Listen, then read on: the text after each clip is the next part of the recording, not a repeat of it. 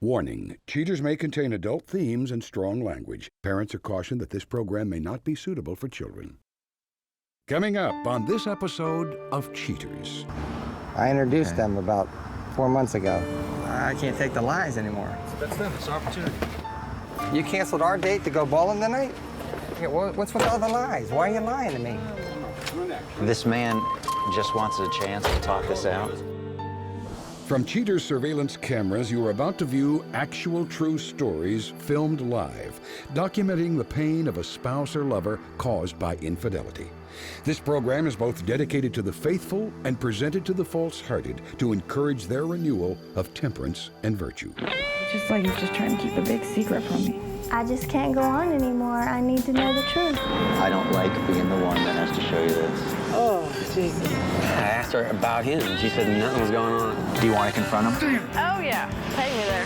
Yeah, I got him. Hey, go. Go. Get down, get down. Whoa. This is like not how this is supposed to work, just John. go with him. I love you. I'm so sorry. Real reality television is brought to you by Cheaters Detective Agency's Private Eyes on Cheaters. Hello, I'm Joey Greco. Welcome to another episode of Cheaters. Meet Tony Zitnik, a soft-spoken gentleman apprehensive of his wife's recent personality transformation. Tired of playing the identity guessing game, Tony seeks out Cheaters for assistance. Tony Zitnik, age 45, a fireman concerned that his wife may be sparking up a relationship with another man. In the beginning, it was great. We were in love. Everything was wine and roses and things. And when we had kids, I was on the fire department, and she was a stay-home mom. And I've been on the fire department for 22 years, and she just got on the fire department, and that's when things just started changing. The new circle of friends that she's got with, I've known for 40 years. They're kind of the guys I grew up, and some guys went to the right side, and some guys went the other way. And most of the guys that she's with now are, I would say, on the wrong side of being moral, or they're all drinkers and druggers, and you don't really want your kids around that. On Sundays during the game, my wife didn't care about football. Now she's like a cheerleader. She's always over these guys' houses and just drinking, and it's tearing me apart. I hate it. She has like a split personality. She's a wonderful woman. She's backing my wife. I mean, we hold hands, we hug. It's like it's never left. But when she goes into that Shay Park hardcore lady and back to drinking and whatever else she's doing, I just don't know what, like 1 minute we'll be hugging and kissing and making love, and the next thing she'll just stand up and she'll say, I gotta go, I'm bowling tonight. And I'm like, you're not even on a team. Like I said, we do have 3 kids together, and she's a great girl. When she's a great girl. She's unbelievable. She's unbelievable. But when she's Shay, then she's unbelievable. If you suspect infidelity in your relationship, Cheaters licensed investigators may be able to provide you assistance. Exercise your right to be informed.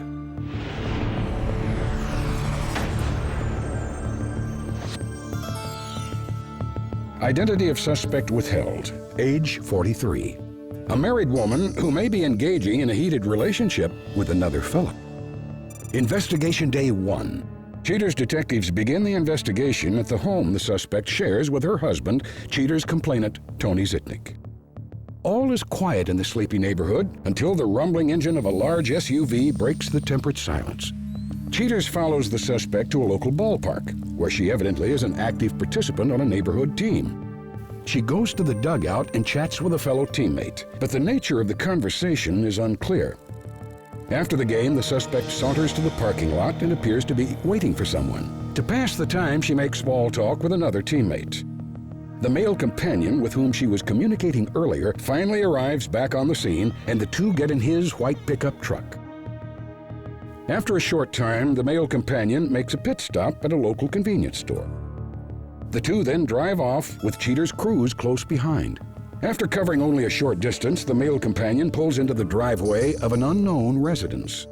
Investigators must assume that the house belongs to the male companion after the couple takes their little party indoors. Cheater senses that something is rotten in Denmark, but involuntarily calls it a day with the two behind closed doors. Investigation Day 3. Cheaters continues its detailed investigation. Detectives follow the suspect to the male companion's home and observe through a partially opened window blind. Nonetheless, Cheaters keeps the cameras rolling. Cheaters closes the day's surveillance to prepare for additional sampling. Investigation Day 6. She is again followed to the same baseball park and observed rushing toward the playing field. Evidently late for the opening pitch, the suspect and her male companion sprint to the dugout and join the rest of the team. After the game, she slowly walks toward the parking lot while chatting with a few of her female teammates. The suspect apparently wants some more action. She makes a stop at a local bowling alley.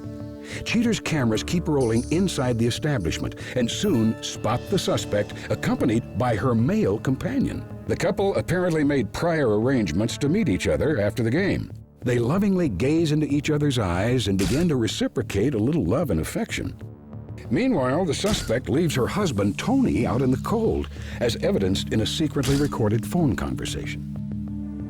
Hello. Hello. Hey. What are you doing? I'm driving home. What are you doing tonight? Tonight, nothing. Why can't you take the practice? I didn't think I was going to be home. I was downtown. You need to take them because I got a game. Yeah, I can take them. Well, you want me to go to the game or no? My game? Yeah. No. All right. What time's your game tonight? Oh, I'm not even sure. All right. Honey, I love you. All right. Bye. After sharing a number of smooches together, the suspect and her kingpin decide it's time to adjourn to a more private setting. After giving the suspect a big old bear hug, the dapper fellow attempts to get into his car. But the messing around Mrs. will have none of that.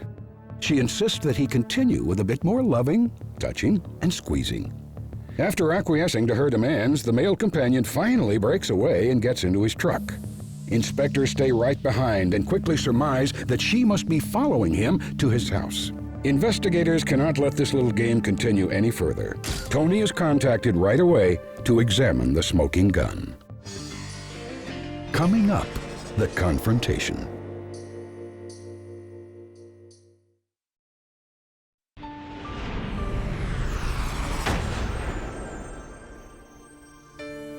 With the unpleasant footage showcasing the insincerity of Tony's wife, Cheaters arranges an important meeting to notify him of her unsavory behavior. Tony does his best to gain control of his frustrations while maintaining a positive outlook. Tony, I appreciate you coming out and meeting with us tonight. Since the last time you spoke with the group at Cheaters, what's been going on with your relationship? Her counselor's telling me that she just needs more time and just to give her time to get through whatever she has to get through. And that's what I've been doing. I'm just letting her take as much time as she needs to get over whatever she needs to get over. One of the reasons that we had you come out was because our investigators did have some information that they thought it was important for you to see. On this day of the investigation, your wife's headed out to the park. Right, she plays softball. We were able to identify a male companion, and after the game, your wife and a male companion drive to a local convenience store. That's my friend. I introduced them about 4 months ago. On this evening, they headed back to the male companion's residence for quite some period of time. Now, on this day of the investigation, we see your wife again arriving at the ballpark. Right. Male companion close by. And after the game, headed towards the bowling center, where we've learned that he plays in a bowling league. Yeah, that's my friend. And we start to see some signs of a closer relationship. Well, this is where I introduced them, at this bowling alley. We had a kids' party. Look at I there. can say it looks like they're quite familiar with one another. I mean, I'm in a shock. I mean, this is a friend of mine who lived on my street where I grew up. And now they're seeing each other 4 months later. Later that evening, they arrive at the residence again. Looks like And she's it staying looks- for a while there, huh? This doesn't exactly No, jive with No, what she tells me, reconciliation. right. I can't take the lies anymore. We've learned that she is, in fact, now at the bowling center. And we'll go ahead and go over and give you a chance to express what you want to express to her. So at least you can have information to make a decision about your life, because I know your family is very important to Right. you. That's all I got left. So I'm going to go ahead and call our detectives and see where we can get into position. Where are we? They're together in the bowling alley. There's a chance that your kids might be here. Okay. We're going to go ahead and load up. Okay. That caught you off guard. Especially when I introduced him. We were having a party, and he comes staggering up. My wife said, "Who's this drunk druggie? He's got Austin Powers teeth." I said, "That's the kid who lived down the end of my street." Have you spoken with him since this time? No. I mean, that was like that's a shocker. It's been like 4 months ago. We had a party here. I wish my kids weren't here, that's for sure. But they're gonna have to know. What's she telling my kids? Yeah, this is Uncle. Oh, yeah, but why are you holding my mom's hand? Why are you kissing my mom? And you can't lie to them. If you lie to them, And honesty doesn't erase any of our faults, but it allows us for a little bit of grace. okay. One time.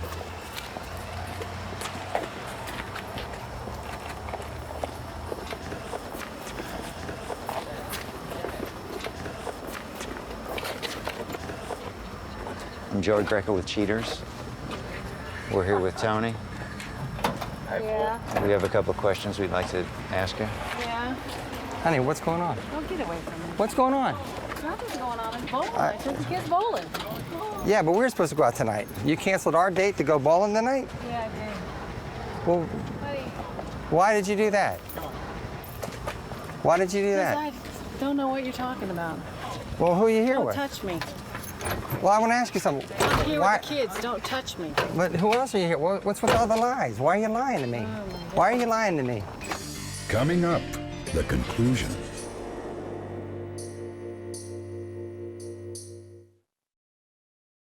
But who else are you here? What's with all the lies? Why are you lying to me? Why are you lying to me? I'm not lying to you. Well, you're supposed to go. We have video surveillance of you with a male companion. Excuse me. And Let me shut the door. reconciliation. Well, honey, You have totally lost your mind. Honey. You know that? You have totally lost your mind. Let Honey, go of the truck. Let go of the truck. why are you Let lying to go. us? Why are you lying to I'm me? Nobody. Let go. Honey, we were supposed tonight.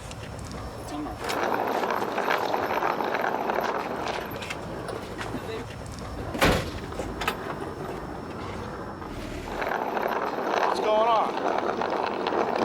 Who are you, man? Watch out, guys. That's what we're trying to find out.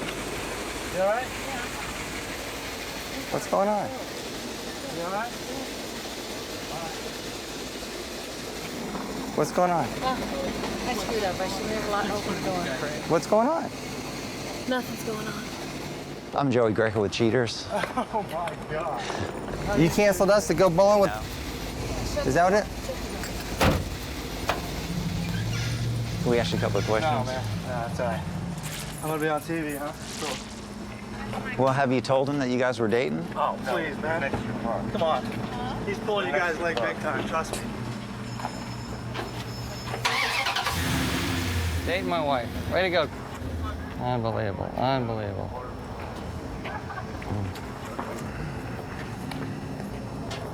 Well, I'm glad you guys showed me. I mean, I wouldn't believe it if you told me. So, and then here she is with my kids, my 3 kids, dating. Unbelievable. Unbelievable. Unbelievable. Why don't we get you back in here? All right.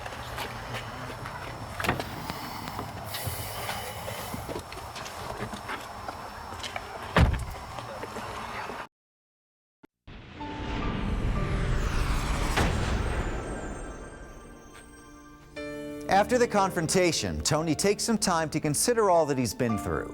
At the end of the show, Cheaters gives an update on his current status.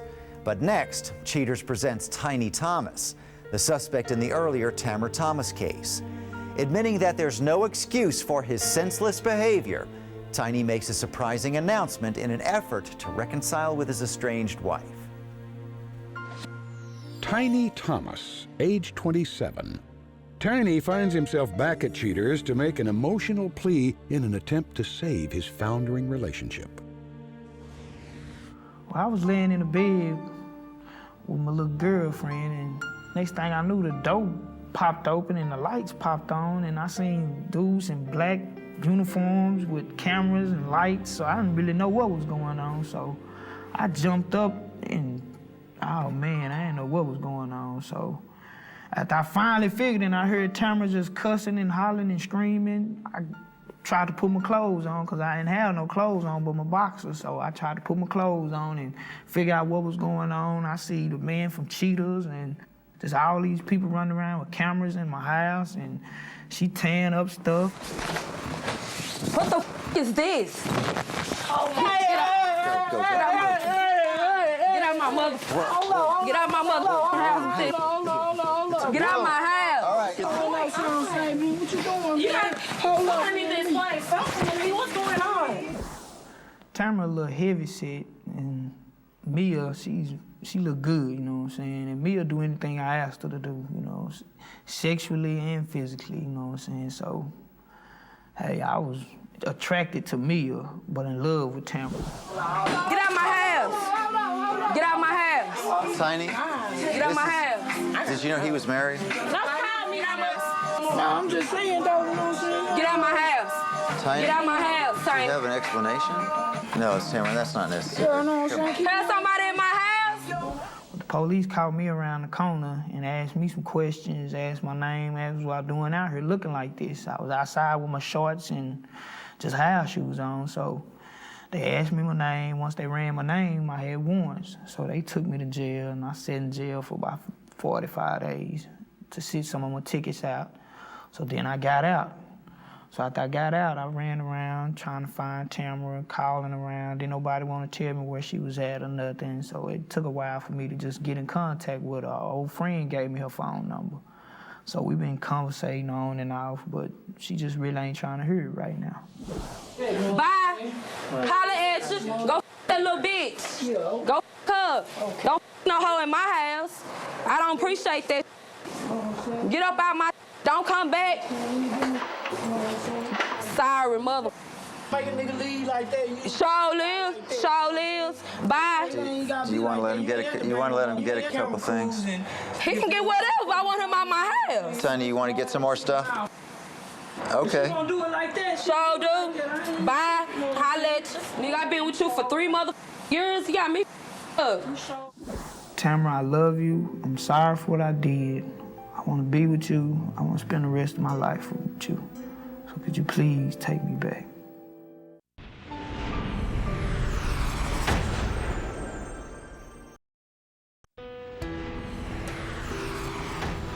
After the confrontation, Tony took a much-deserved vacation to clear his mind and soothe his aching heart. He spoke with Cheaters producers via telephone and states that he would like to give it another try with his wife. In the same breath, he made it very clear that he wants nothing to do with her peculiar second personality, Shay Shay. He said that he would attempt reconciliation only if she seeks counseling and promptly disposes of her pretentious alter ego. He declares that this ultimatum is non-negotiable and will be strictly enforced. Tony is very upset that his wife and her companion went to Disneyland over the Thanksgiving holiday. He said that he could accept the fact that she's uncaring when it comes to his feelings, but is furious that she would be willing to abandon her children during such an important holiday. As for the male companion, Mr. Zitnik has a variety of choice comments for his old schoolmate and best friend. He mentioned that he would love to bash his head in, but realizes it would not be prudent. Tony's Christian values will not allow him to raise a fist to anyone. However, he admits that he's only human and that every man has his breaking point. Both the suspect and her male companion refuse to speak with